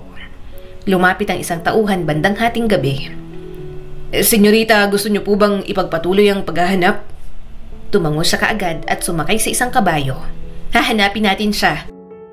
Hindi ako titigil hanggat hindi siya bumabalik. Tumingala siya sa madilim na langit habang nanginginig. Hangad niyang nasa maayos lang na kalagayan si Domingo at muli siyang umiyak habang nagpapatakbo ng kabayo. Masakit, malungkot at hindi niya kakayanin kapag hindi niya nahanap si Domingo. Dumating ang tawag pasado 12:00 ng tanghali habang paikot-ikot si Luciana sa mga kalapit nilang mga lupain. Tumunog ang kanyang cellphone kaya agad niya yung sinagot. Hello? Hingali niyang sagot. Magandang hapon po, ma'am. Mula po ito sa Municipal Veterinary Office. May nakuha po kaming kabayong gala sa may highway malapit sa Sitio Balete. Malusog at malakas na stallion po. Brown po ang balahibo, may puting marka sa noo. Ayon po sa tag sa ilalim ng mane, ang pangalan niya po ay Domingo at may apelyido niyo po sa likod na Villarreal. Kaya naisip po namin na baka sa inyo. Muntik nang mabitawan ni Luciana ang cellphone. Domingo? Ayos lang ba siya? Nasaan siya? Nasaan kayo? Oo, sa akin siya. Kalma namang ibinigay ng lalaki sa kabilang linya ang address. Hindi na siya nagpaalam sa ina. Kinuha niya na agad ang susi, tumakbo papunta sa pick-up at nagmaneho na parang may utang sa kanya ang kalsada. Bumibilis ang tibok ng puso ni Luciana kada kilometro. Paano kung nasugatan si Domingo? Puno ng kabang isipan niya hanggang sa lumitaw ang veterinary clinic. Teka, kay Camaro ba to? Mahina niyang tanong. Nagpark siya ng sasakyan at lumapit roon. Doon niya nakita ang kanyang kabayo kasama si Camaro. Luciana, usal ng binata sa kanyang pangalan. Napahinto ang buong katawan niya sa tinig na yon. Malalim, pamilyar at may bigat ng panahon. Isang kamay ni Camaro ang nakahawak sa renda ni Domingo. Nanikip ang dibdib ni Luciana. Ikaw? Bahagyang tumango si Camaro. Naglalakad siya sa highway kanina. Pwede siyang mabangga. Buti na lang sinundan niya ang tunog ng kotse ko. Matalinong kabayo. Lumapit si Luciana kay Domingo at dahan-dahang hinaplos ang tagiliran nito. Binubulong niya ang pangalan ng kabayo na parang panalangin. Mahinang umungol si Domingo at sinubsob ang mukha sa palad niya. Namumuo na ang mga luha sa kanyang mga mata. Akala ko wala ka na. Akala ko may kumuha na sa'yo. Akala ko ginawa ka ng tapa. Maikling tumawa si Camaro. Akala mo ba hahayaan ko na mangyari yun? Napalunok si Luciana at sinubukang maging casual. Gaano ka nakatagal dito? Mga ilang linggo. Dito na ako para sa mga bakuna sa hayop. Nagdesisyon akong manatili dito. Sabi ni Camaro at titig na titig sa kanya. Umiwas siya ng tingin dito. Ang katahimikan sa kilos, ang lalim ng tinig, parang hindi na pamilyar sa kanya. Hindi na ito ang binatang nag-aayos ng aircon nila o umiiwas ng tingin sa kanya kapag nangungulit siya. Ni ang lalaking hinalikan siya sa harap ng malawak na palayan bago mangyari ang lahat ng gulo. Sabi ko, huwag ka nang babalik dito, di ba? Seryoso niyang sabi sa binata.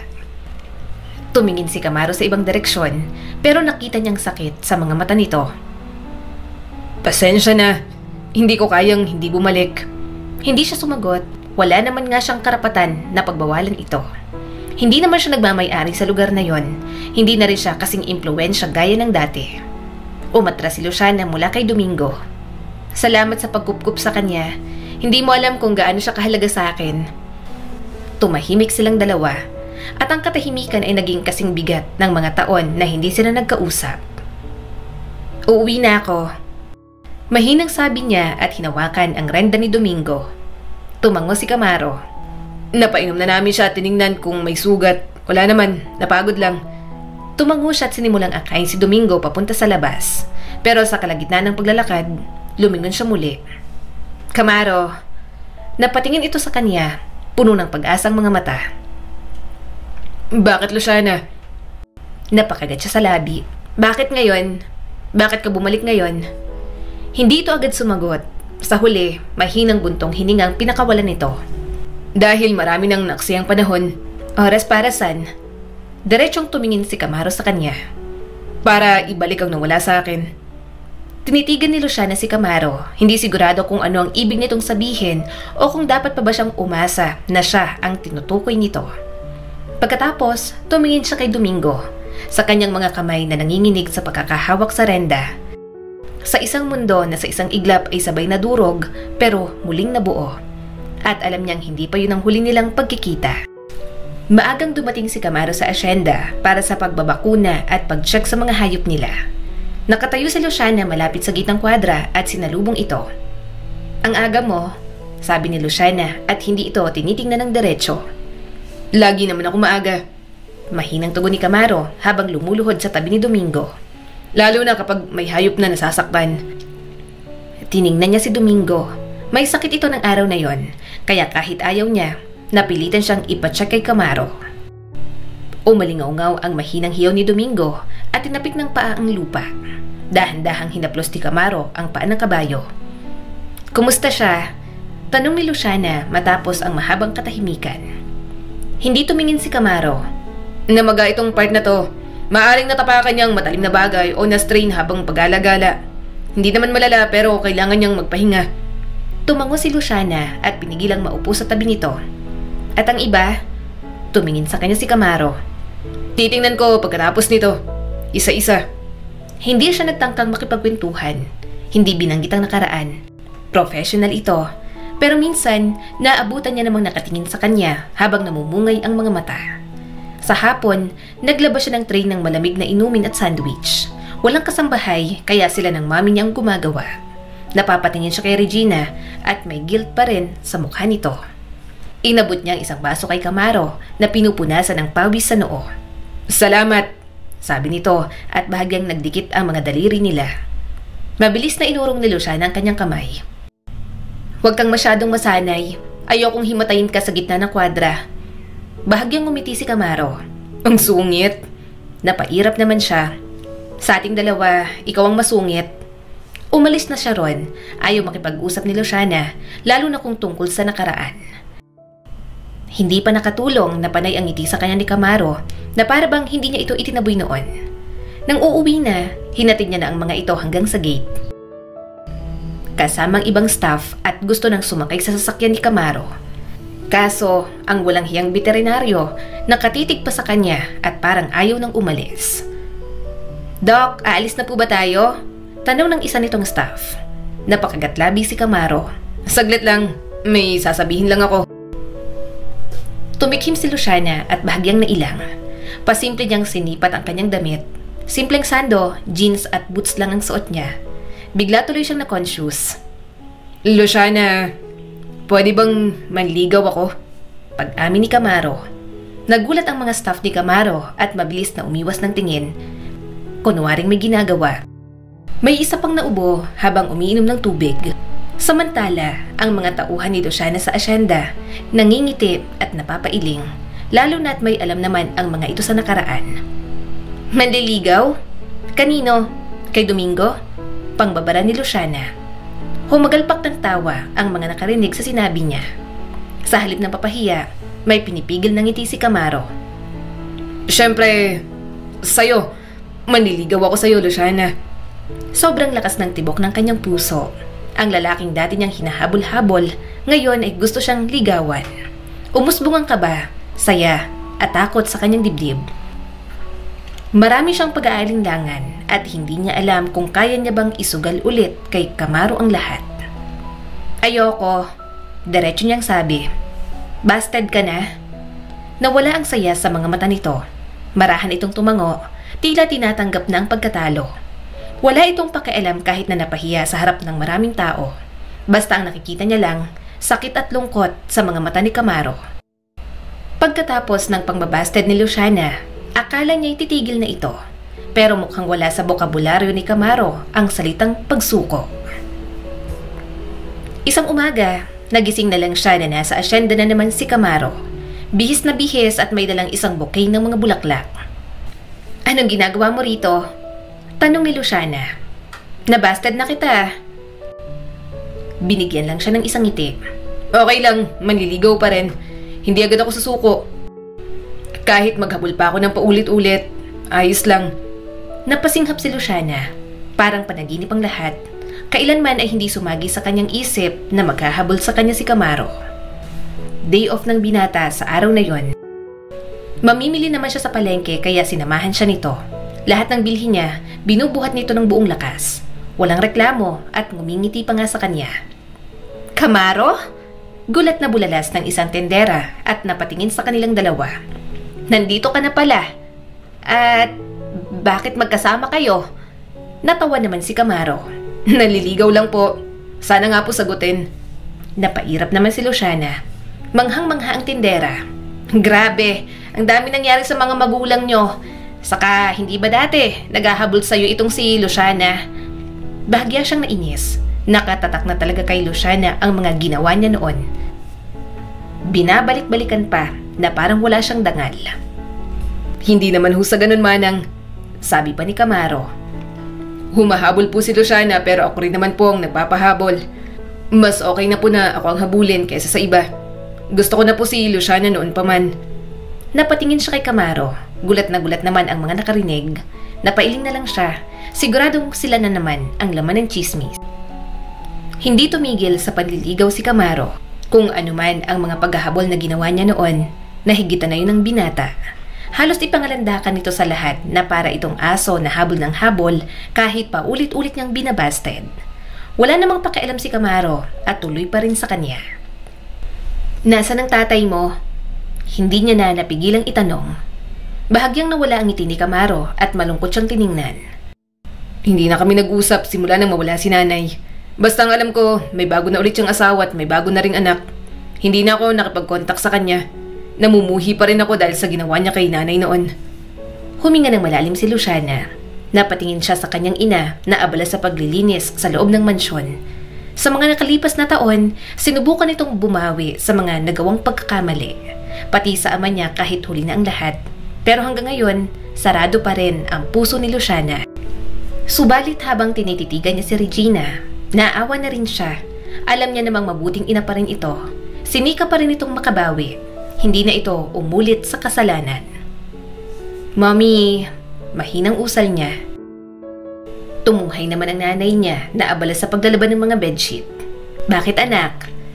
Namumuo ang mga luhang niyakap niyang kanyang ina. Sorry na tiniis po kita, Mami. Sobrang nilamon lang po ako ng galit ko. I'm sorry. Pinapatawad na rin po kita. Hindi napigilang humikbi ng kanyang ina at mas gumanti ng mahigpit na yakap. Ang tagal kong hiniling na sana yakapin mo ulit ako ng ganito, anak. Sorry din. Sorry sa lahat. Nabulag ako sa pagmamahal ko kay Arnaldo nang magkulang ang papa mo sa akin. Sorry na nagtaksil ako sa inyo. Pinagsisisihan ko lahat at mas lalo ako nagsisisi nang pinatawad ako ng daddy mo at tinanggap ulit. Sa pagkakataong yon, pinakawalan na ni Luciana ang anumang galit sa kanyang puso. Natutunan niya na muling tanggapin ang kanyang ina at alam niyang sa pagsisimulang yon, muli nang mabubuksan ang puso para sa ibang tao. Matagal bago ko natanggap na hindi na babalik sa dati ang lahat. Hindi na talaga pwede. Tiningnan ni Luciana ang madilim na kalangitan. Nasa veranda sila ni Camaro, katatapos lang nilang kumain. Tahimik lang sila kanina at sabay na tinitingnan ang mga bituin sa langit. Tumango si Camaro. Akala ko dati, kapag naayos ko na lahat, ang pamilya ko, ang asyenda, ang puso ko, saka pa lang ako pwedeng magmahal ulit. Humarap si Camaro sa kanya. Luciana, Hindi, hayaan mo muna ako magsalita. Sabi ni Luciana habang namumungay ang mga mata. Hindi ka lang bumalik. Bumalik ka na, hilom na ang puso mo. Ilang taon akong galit sa nakaraan at takot na masaktan ulit. Pero pagod na akong hayaan ang nakaraan ng magsabi kung ano ang karapat-dapat sa akin. Huminga ng malalim si Camaro. Matagal ko nang gustong bumalik, pero nahihiya ako. Ang ginawa ng tatay ko. Hinawakan ni Luciana ang braso nito. Hindi tayo ang mga magulang natin, Camaro. Matagal ko nang na-realize yan. Hindi binubura ng pagmamahal ang sakit. Pero kapag nagsamang dalawang damdamin na yon, nagiging mas matatag, diba? Isang sandaling katahimikan ang namagitan sa kanila. Pareho silang napangiti. Tinanggap na tuluyan na silang naghilom mula sa nakaraan. Umubo ng marahan si Camaro. Wala akong singsing. Tumawa si Luciana. Ano namang gagawin mo sa singsing? Magpo-propose ka? Hindi pa nga kita sinasagot. Napapikit si Camaro. Siguro kapag sinagot mo na ako, mag-aaya na agad ako ng magpakasal. Umangat ang kilay niya. Nahalina sa mga sinasabi nito. Hinawakan ni Camaro ang kamay niya. Idinikit nito ang noo sa noo ni Luciana. Huminga ng malalim si Luciana. Sige na nga, magpakasal na tayo. Nanlaki ang mga mata ni Camaro. Hindi ito makapaniwala at nalalaki ang mga mata nang halikan niya ito sa mga labi at akala ni Luciana ay matutuwa ito. Kaya labis ang gulat niya nang lumandas ang luha sa pisngi nito. Bakit ka umiiyak? Tanong ni Luciana. Kinuha nitong muli ang kanyang kamay at hinalikan iyon. Tama ka, magpakasal na tayo. Mahal na mahal kita. Hindi ko na kayang gumising sa umaga na hindi ikaw ang makikita ko. Mahina siyang tumawa nang maglapat ang kanilang mga labi. Pinakawalan nilang lahat ng sakit, pagod at galit mula sa nakaraan. Ngayon, handa na silang magmahal at bumuo ng isang pamilya. Nanay, nananaginip po bang mga kabayo? Seryosong tanong ng anak niyang babae habang nakatingala. Ngumiti si Luciana at hinaplos ang kulot na buhok ng bata. Siguro anak. Maya-maya'y dumating na ang asawa niyang si Camaro. Hinalikan niya ito at yumakap. Mahina siyang tumawa sa higpit ng yakap ng asawa niya. Tatay, ako po ang nagpakain sa mga kambing mag-isa. Nakangiting sabi ng anak nila. Talaga? Ngumiti si Camaro at binuhat sa kandungan si Charlotte. Ibig sabihin, ikaw na rin ang bahala sa kanila bukas. Hindi! Sigaw ng bata na kunwaring nagulat bago muling natawa. Inihilig ni Luciana ang ulo sa balikat ni Camaro. Masaya talaga siya kapag may mga ganoon silang sandali. Nanatili silang tahimik, hindi dahil walang masabi, kundi dahil sanay na silang magsama kahit walang mga salita. Pinanood ni Luciana si Charlotte at si Domingo na mapayapang nanginginain sa likod ng bakod. Sa tingin mo ba, malalaman nila kung gaano kahirap ang mga pinagdaanan natin? Tanong ni Luciana sa kanyang asawa. Tumango si Camaro at pinisil ang kanyang kamay. Baka hindi pa ngayon, pero balang araw may intindihan din niya at malalaman niya at ng mga magiging mga anak pa natin ang kwento nating dalawa. Pumikit si Luciana, pinakikiramdaman ng hangin, ang tawa ng kanyang anak, ang halimuyak ng lupa at tibok ng pusong pumili, hindi dahil sa pangangailangan, kundi dahil sa pag-asa. At sa wakas, alam niyang muli niyang nadama ang pakiramdam ng isang tahanan. Ang kwento ni Luciana at Camaro ay nagpapaalala sa atin na ang paghilom ay hindi minamadali at ang tunay na pag-ibig ay hindi laging maingay o perpekto. Tinuturuan tayo nitong kahit sa gitna ng pagtataksil, sakit at pagkawala, may kakayahan tayong bumangon at pumili ng pagmamahal muli. Higit sa lahat, nagpapaalala ito sa atin na kahit ang mga nasirang simula ay maaaring humantong sa magagandang katapusan. Muli, ako po si Skylar Guro at sana'y may bago na naman kayong natutunan sa kwento natin ngayon. Maraming salamat po.